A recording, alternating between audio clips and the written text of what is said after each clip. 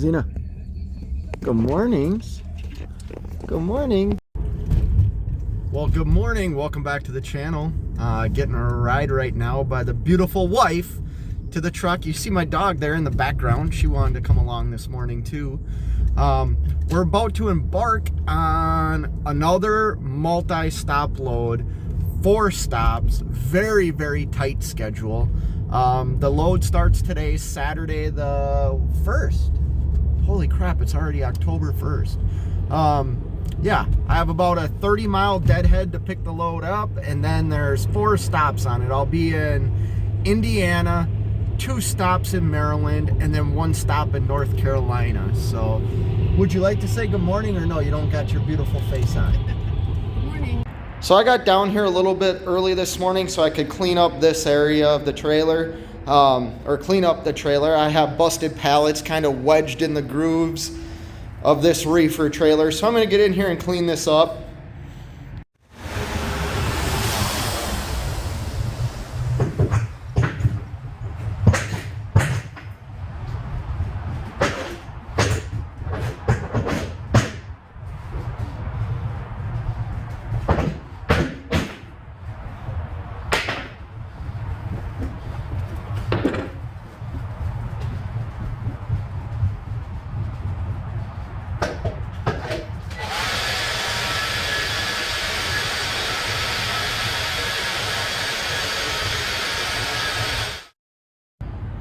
So I do use a leaf blower to clean out my trailer instead of a broom.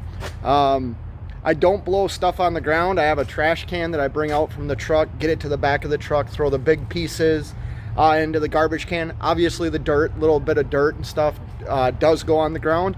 But I bought this little cheap Black & Decker battery leaf blower. I think it was like $80 at Menards, and it does the job just fine. I have 2 batteries because this will last, this little Black & Decker leaf blower will last about 3 blowouts. It's a funny way of saying that. Yeah, it'll last about 3 times. You can use it, and then the battery gets kind of weak. But it's a great little thing, and it was cheap. If you're new to trucking and want to get a leaf blower for your trailer, just get one that's battery. Don't get one that's gas, because then you're going to have exhaust fumes and stuff like that in your trailer. Well, I got to pre-cool the trailer. This is my new display. It's really nice. Everything comes in nice and clear. So I think I'm picking up cheese.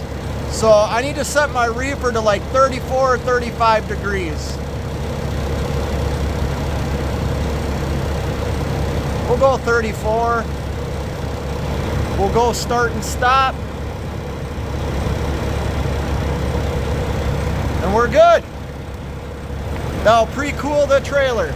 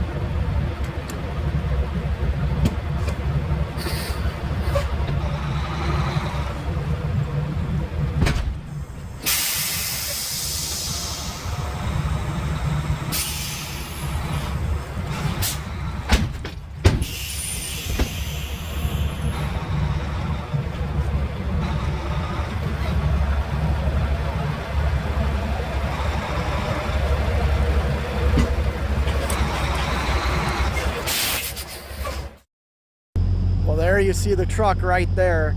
We made it to the shipper. It's 10 a.m. My appointment's at 11. One downside though is they're waiting for product to be released. So I don't know if I'm gonna get the full load or not. It is a load of cheese, I guessed right. I kind of looked at where I was coming and figured it's a dairy plant, it's probably gonna be cheese. So yeah, they'll know by like 10:30 if all the product is released, because I have like 5 or 6 POs on this order. So yeah, hopefully we get loaded and we get loaded quickly and we can get on the road, because first delivery is tomorrow morning in Indianapolis, Indiana. So like I said in the previous clip, I'm not used to having to put in over 600 miles a day. Like, I just don't run that way. So it's gonna be all kind of new to me too. Like, you know, I don't mind working hard, but I'd rather hardly be working, if you know what I mean. That's pretty lame, I know. Anyways, I'll give you an update once we're loaded. So it's 1 p.m., 2 hours after my scheduled 11 appointment delivery or pickup. We're finally loaded. We did get loaded early, and I started leaving the facility, and I look in my mirror and I see a guy running, going like this. They forgot to put on a few pallets. So I had to turn around, break the seal, and have them load the rest of the trailer. So that's what took a little long. Otherwise, they had me loaded at like 12:10, like an hour and 10 minutes after my appointment. But the load the pallets they forgot to put on were for my last stop. So they had to unload the whole trailer, put those pallets on, and then the rest of the other products. But we're loaded now, we're ready to go. We have our first delivery, or I have my first delivery tomorrow morning, 8 a.m. in Indianapolis, Indiana. I have like 640 miles to go, which is a little bit more than I like to drive in a day. You might be laughing at me, but I try and run like more efficient. I don't like putting in a lot of miles. So this is new for me. I'm gonna have to hammer it down, go the speed limit, and drive faster than I want to. I like to drive at 60 miles an hour. So yeah, we'll get on the road. I'll catch you all later.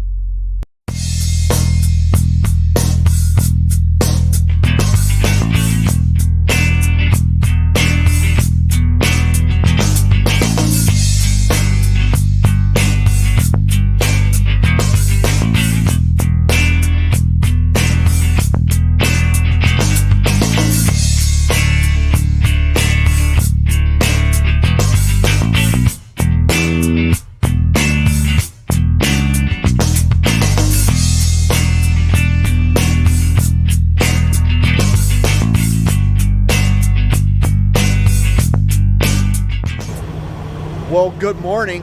Welcome to day 2.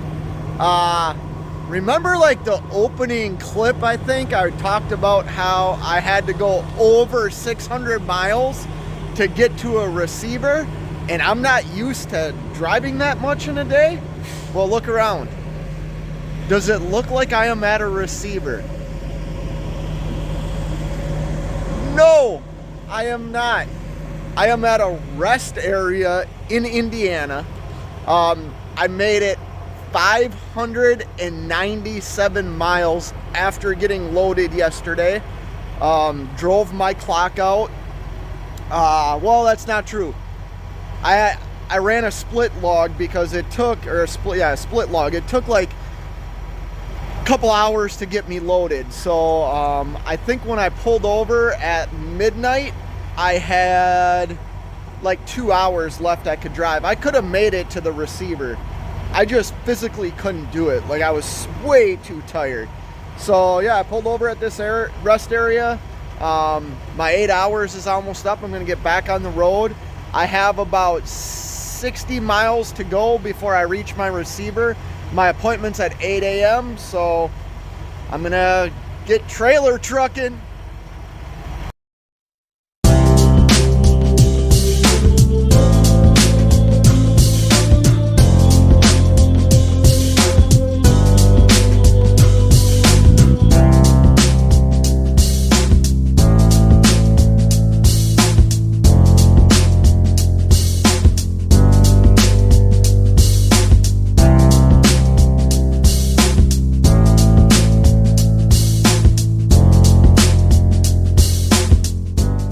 made it here to Interstate Warehouse in Indianapolis, Indiana. I already checked in. You like check in through their website. But then a security guard came up to me and said, hey, on Sundays they don't open until 9 o'clock in the morning. Find a spot to park. The downside with that is my appointment time is supposed to be at 8 o'clock in the morning, not 9 o'clock. So I could have slept a little bit more, but what I'm going to do now is climb in the bunk, take a nap until they call me. This is stop 1 of 4 stops. After this, I have to be in Maryland by tomorrow morning at 8 a.m. So 12 hours from now, or 12 hours, 24 hours from now, I need to be in Maryland. So yeah, this is where I'll end the first day vlog of this trip. Hope you enjoy this multiple stop vlogs. And until next time, you know what it is. Keep on trucking.